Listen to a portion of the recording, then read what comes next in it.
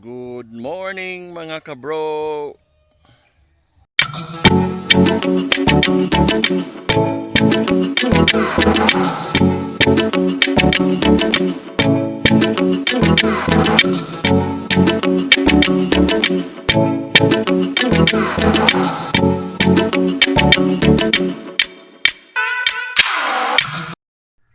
So ngayon mga kabro, may gagawin ako dito sa aming dragon fruit farm at saka squash.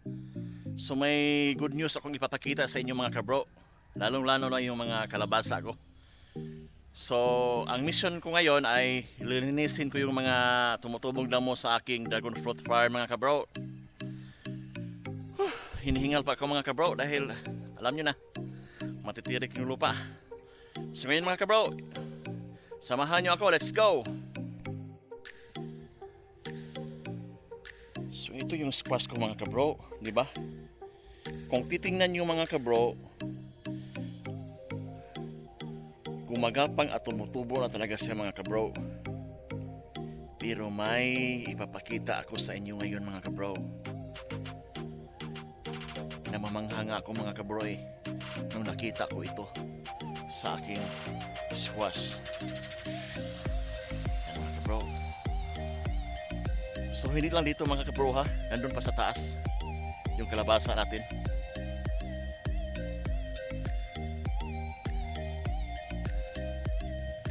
So ayan na mga kabro. Ay maliliit na bunga ng mga kabro. Ay salamat Lord. Thank you Lord. Ito pa mga kabro.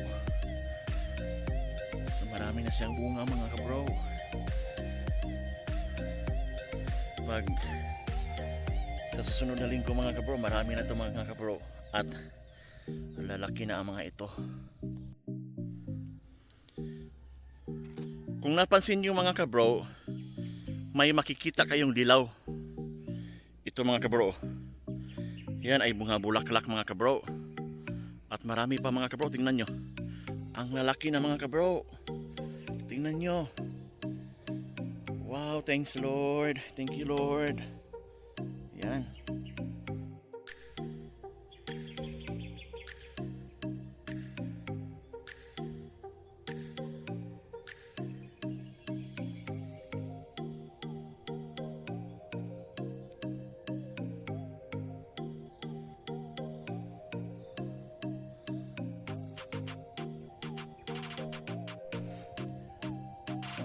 So yan mga kabro.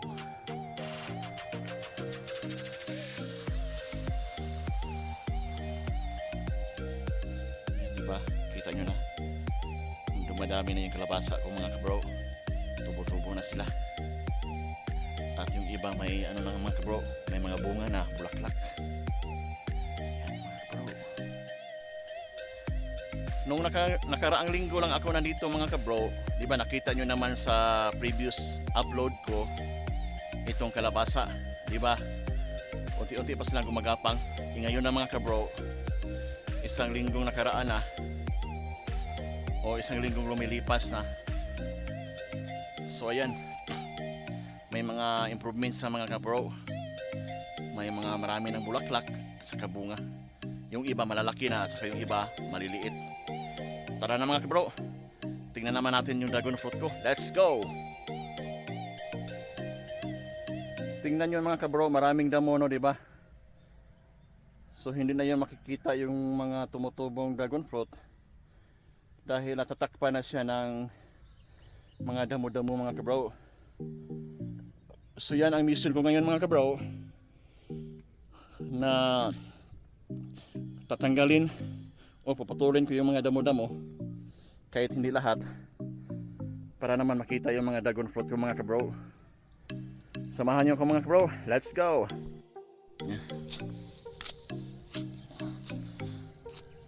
Galing ko muna itong mga ito, tubo na.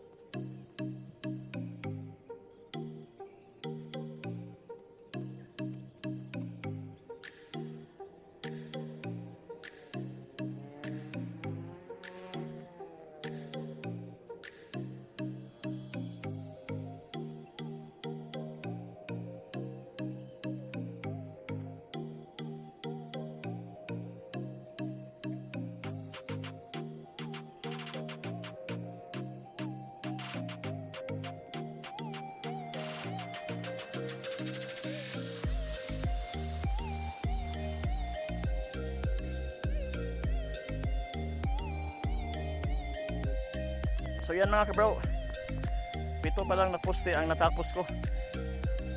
So pagpatuloy natin kasi may 23 pa na poste na dapat ating tapusin. Let's go! Tingnan nyo mga kabro, di ba malinis na? Ipapakita ko sa inyo yung hindi pa nalinis. Yung mga kabro, tayo doon.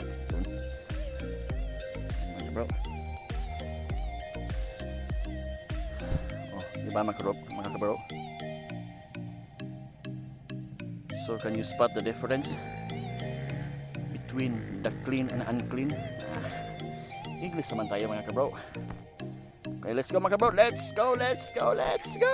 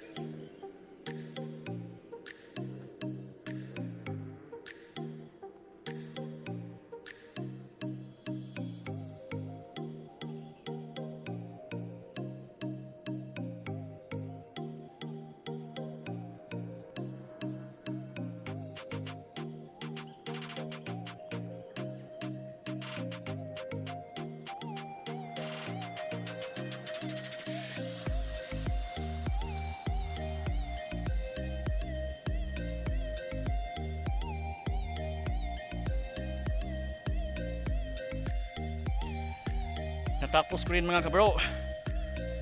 Grabe mga kabro. Tingnan nyo yung pawis ko mga kabro. Sa baba. Kita ko sa inyo ha. Kung ano ang itsura ko. Yan mga kabro. Oh. Yan mga kabro yung paa ko.